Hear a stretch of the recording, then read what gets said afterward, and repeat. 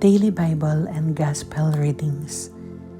A reading from the book of the prophet Ezekiel, chapter 1, verses 2 to 5 and 24 to 28c.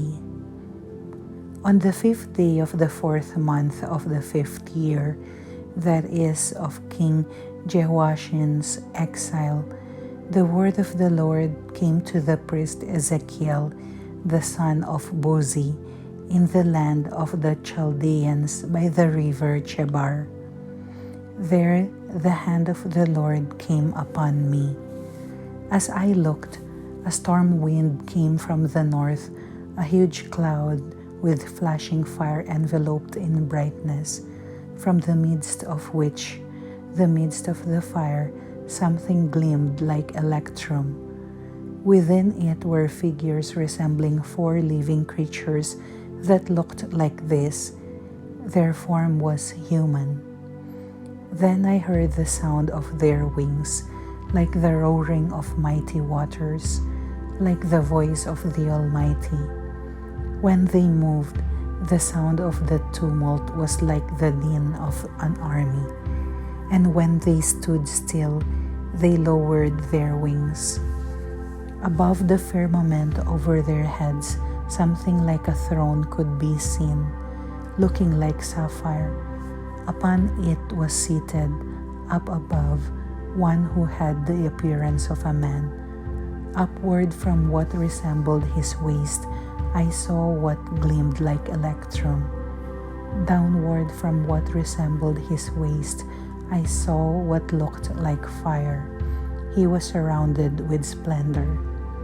Like the bow which appears in the clouds on a rainy day was the splendor that surrounded him.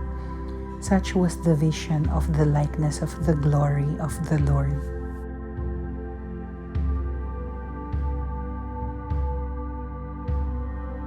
Daily Gospel. From the Gospel according to Matthew, chapter 17, verses 22 to 27.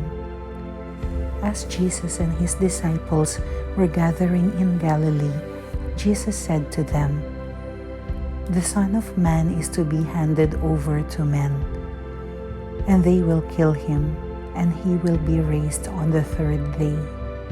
And they were overwhelmed with grief. When they came to Capernaum, the collectors of the temple tax approached Peter and said, "Does not your teacher pay the temple tax?" "Yes," he said. When he came into the house, before he had time to speak, Jesus asked him, "What is your opinion, Simon? From whom do the kings of the earth take tolls or census tax? From their subjects or from foreigners?"